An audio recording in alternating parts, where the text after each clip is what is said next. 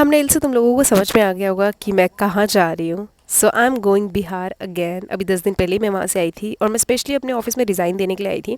तो फिर से मैं मम्मा के पास जा रही हूँ। उस टाइम मेरा आने का कुछ प्लान नहीं था, पर ऑफिस की वजह से आना पड़ा था, इसलिए अब मैं वापस उनके पास जा रही हूँ। मम्मा के बिना मेरा जी नहीं लगता। मैं इतना सारा सामान लेके जा रही हूँ, देख रहे हो, एक अकेली लड़की, और वो चार चार सामान लेके जा रही है। मतलब बिहार जाए ना तो हमारे पास अगर अकेला भी बंदा जा रहा होता है ना तो 5-6 सामान तो हो ही जाता है। बट ठीक है, कोई नहीं, क्या ही कर सकते हैं। तो हम घर से निकल गए थे रेलवे स्टेशन के लिए। बाकी छोटे मिनी व्लॉग्स तुम्हें मेरे इंस्टाग्राम पे मिल जाएंगे। एंड मैंने ये पहन रखा था, दिल्ली में तो बहुत ज़्यादा ठंड थी, इसलिए मैंने 2-2 जैकेटें पहन रखी थी। और मास्क मैंने सिर्फ पॉल्यूशन के लिए पहन रखा था, ऐसा कुछ नहीं था कि लोग मुझे पहचान जाएंगे। क्या मतलब, ये भी रीज़न था। फिर हम पहुंच जाते हैं रेलवे स्टेशन, और पता नहीं स्टेशन पे इतनी ज़्यादा भीड़ क्यों थी। आई थिंक बिकॉज ऑफ वो जो बॉम्ब ब्लास्ट हुआ है दिल्ली में, इस वजह से इतनी लंबी चेकिंग वेकिंग सब कुछ चल रही थी।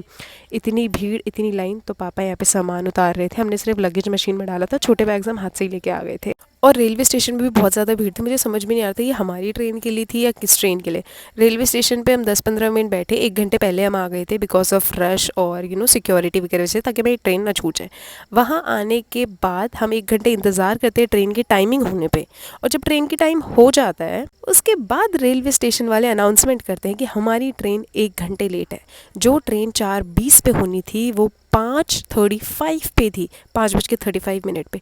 और सेम ट्रेन ना हमारे सामने वाले प्लेटफॉर्म पे करती है, ट्रेन नंबर सब कुछ रहता है। तो मुझे लग रहा था यही यू टर्न लेके यहाँ पे आएगी, तो जैसे ही हिलेगी पता चल जाएगा ट्रेन आ रही है। वो ट्रेन हिल ही नहीं रही। बट थोड़ी देर बाद, मतलब 1-2 घंटे वेट करने के बाद, दूसरी ट्रेन आती है एज इट इज़ डिट्टो। पहली बार मैंने अपनी लाइफ में 2 ट्रेन सेम सेम अपने सामने देखे हैं। रेलवे स्टेशन पे 2 घंटे इंतज़ार करके मैं इतनी ज़्यादा थक चुकी थी, इतनी ज़्यादा टायर्ड हो चुकी थी। शीरो को और नेहा को बहुत ज़्यादा मिस कर रही थी।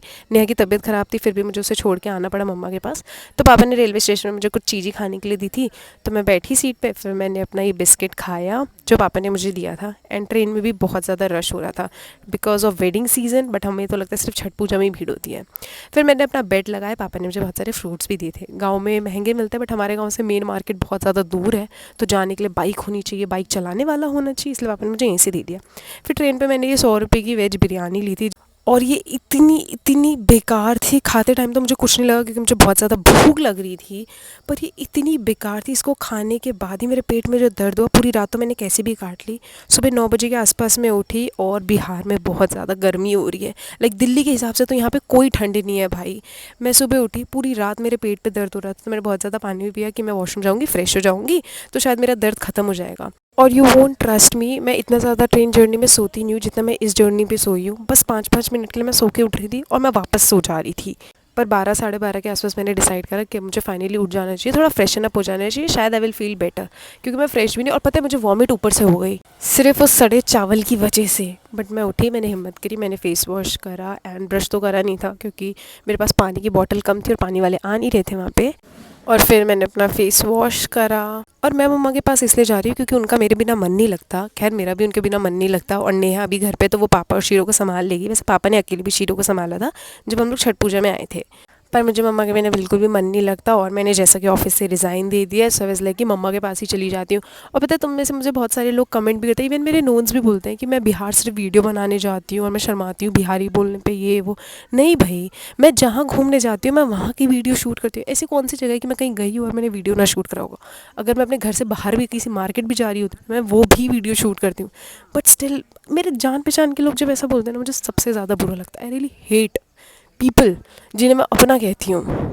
और फिर मुझे सफाई देनी पड़ती है। सफाई देने के बाद मैं सोचती हूँ यार, मैं इन्हें सफाई दे क्यों रही हूँ। लाइक इतनी गंदी मेंटालिटी उन्हें, जबकि ये बोलना चाहिए भाई तुम अच्छा वीडियो बना रही हो, अच्छी चीज़ें रिकॉर्ड कर रही हो। ओह खैर, फिर मैंने लिप ग्लॉस लगाया, और फिर हमारी ट्रेन 1-1.5 घंटे लेट थी, तो 3 बजे की जगह मैं 4:30 बजे पहुंची। एंड सुबह उठ के मेरा पेट तो ख़राब हो ही रखा था, वॉमिट हो ही गई थी, फिर भी मैंने सोचा कुछ खा ली थी, तो आई हैड एप्पल जो मैं दिल्ली से ही लेके आई थी। फिर उसके बाद ये कॉफ़ी वाले भैया जा रहे थे, और मैं वेट कर रही थी कि कोई घर की बनाई हुई चाय वाले अंकल आएंगे तो मैं उनसे चाय पीऊँगी। बट कोई नहीं आया, तो मुझे यही कॉफ़ी पीनी पड़ी। ये 30 रुपये की कॉफ़ी थी, और मेरा पेट जितना ख़राब हुआ था, थोड़ी देर बाद थोड़ा बेटर हुआ। इस कॉफ़ी के बाद मेरा पेट सड़ गया, अलग सी उबलाहट होने लग गई थी मेरे पेट में भाई यार। और सी यूजुअली मैं ऐसे लॉन्ग वीडियोस पब्लिकली शूट नहीं करा है, इसीलिए इस पूरी वीडियो में मैंने सब कुछ रिकॉर्ड करा है, कुछ भी मिस नहीं करा है। I am just doing the voice over, ताकि भी ना मैं गाँव की वीडियोस में खुद बोल के बनाऊंगी, जहाँ मुझे लोडेड लगेगा मैं वॉइस ओवर कर दूँगी, तो तुम लोग समझ जाना, ठीक है। फिर मेरी स्टेशन आने में आधा एक घंटा था एंड आई वॉज फीलिंग थोड़ा बेटर, क्योंकि मैंने हाजमोला वगैरह खाया था।